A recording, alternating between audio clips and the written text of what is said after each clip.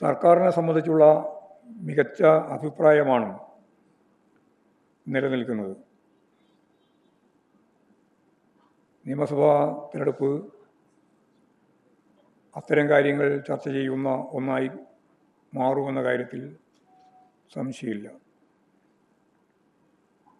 മികച്ച ഭൂരിപക്ഷത്തോടെ LDFന് തിരിച്ചു വരാൻ കഴിയും എന്ന് തന്നെയാണ് സംസ്ഥാന കമ്മിറ്റി വിലയിരുത്തിയത്.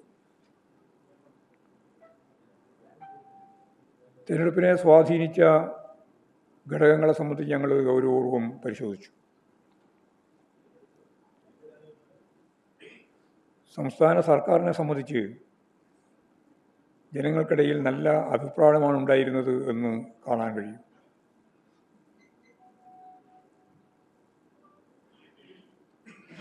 നല്ല രീതിയിൽ പ്രവർത്തിക്കുന്ന സർക്കാരിനെതിരെ സർക്കാരിൻ്റെ എന്തെങ്കിലും കാര്യങ്ങൾ ചൂണ്ടിക്കാണിച്ചുകൊണ്ട് വോട്ട് നേടുന്നതിന് UDFോ BJPയോ ശ്രമിച്ചിട്ടില്ല. കള്ള പ്രചാരവേലയുടെ അടിസ്ഥാനത്തിലാണ്, അത്തരത്തിലൊരു പരമ്പരയാണ് UDFും BJPയും അഴിച്ചുവിട്ടിട്ടുള്ളത്.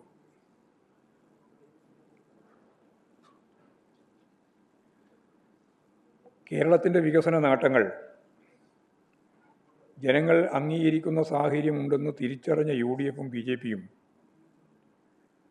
വർഗീയമായ പ്രചരണങ്ങളുടെയും കള്ളക്കഥകളുടെയും വിശ്വാസികളെ തന്നെ ഉപയോഗിച്ച് വോട്ടാക്കി മാറ്റാനുള്ള പ്രവർത്തനങ്ങളുമാണ് നടത്തിയിട്ടുള്ളത്.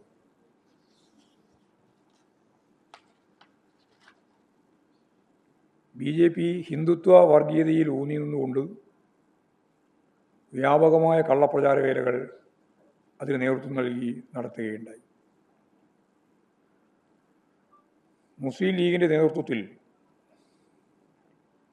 ജമാഅത്തെ ഇസ്ലാമിയെയും SDP-യെയും ഉപയോഗപ്പെടുത്തിക്കൊണ്ട് അവരുടെ കാഴ്ചപ്പാടുകളെ കമ്മ്യൂണിസ്റ്റ് വിരുദ്ധ പ്രചാരവേലയ്ക്ക് വേണ്ടി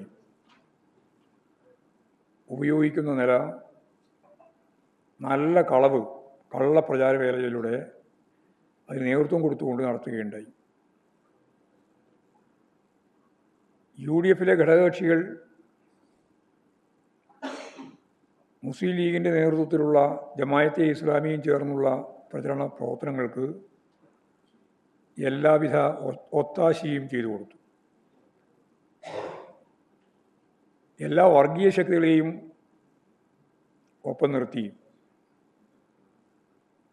ഇടതുപക്ഷത്തെ മുഖ്യശത്രുവായി കണ്ടുകൊണ്ടുള്ള പ്രചാരവേലകളാണ് ഈ തെരഞ്ഞെടുപ്പിലുടനീളം ഉണ്ടായത്. ഈ രണ്ട് വിഭാഗവും BJPയും അതുപോലെ തന്നെ UDFും ഇടതുപക്ഷത്തെ മുഖ്യ ശത്രുവായി കണ്ടുകൊണ്ടുള്ള പ്രചരണവും സമീപനവും സ്വീകരിച്ചു. പലയിടങ്ങളിലും UDFും LDFും തമ്മിൽ മത്സരം നടക്കുന്നിടത്ത്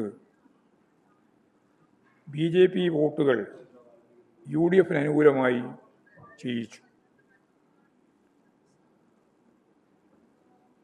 LDFും BJPയും തമ്മിൽ മത്സരം നടക്കുന്ന മേഖലയിൽ UDFിൻ്റെ വോട്ടുകൾ BJPക്ക് അനുകൂലമായി ചെയ്യുന്ന സമീപനവും ഉണ്ടായി. ഉദാഹരണമായി തിരുവനന്തപുരം നഗരസഭ കോർപ്പറേഷനിൽ BJP ജയിച്ച 41 ഡിവിഷനുകളിൽ UDF 3-ാം സ്ഥാനത്താണ്.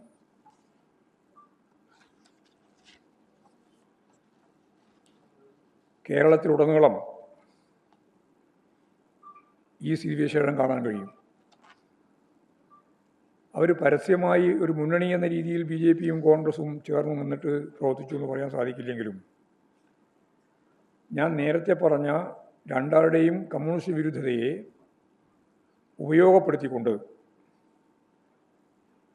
കേരളത്തിലുടനീളം തന്നെ ഓരോരോ പഞ്ചായത്തിലും പരിശോധിച്ച് നോക്കുമ്പോൾ ഇത്തരത്തിലുള്ള പരസ്പരം വോട്ട് കൈമാറ്റം നടത്തി എന്നുള്ളത് പ്രത്യക്ഷത്തിൽ മനസ്സിലാവുന്ന കാര്യമാണ്. അത്തരത്തിലുണ്ടായ ഈ വോട്ട് കൈമാറ്റം മാത്രമല്ല, അതിനുശേഷം പ്രസിഡന്റ് ഭാരവാഹി തെരഞ്ഞെടുപ്പ് ഘട്ടത്തിലും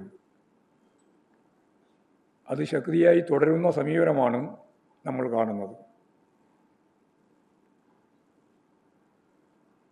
ഞങ്ങളെ സംബന്ധിച്ചിടത്തോളം ഞങ്ങൾ പരിശോധിച്ച് നോക്കിയപ്പോൾ ഇടതുപക്ഷ ജനാധിപത്യ മുന്നണി ഗവൺമെൻറ്റിൻ്റെ പ്രവർത്തനങ്ങൾ, പ്രത്യേകിച്ച് ഏറ്റവും അവസാനം ഒക്ടോബർ 29 മന്ത്രിസഭാ തീരുമാനങ്ങളെല്ലാം വെച്ച് വിജയിക്കുമെന്ന അമിതമായ ആത്മവിശ്വാസം പൊതുവിൽ ഇടതുപക്ഷ ജനാധിപത്യ മുന്നണിക്ക് ഉണ്ടായിട്ടുണ്ട്.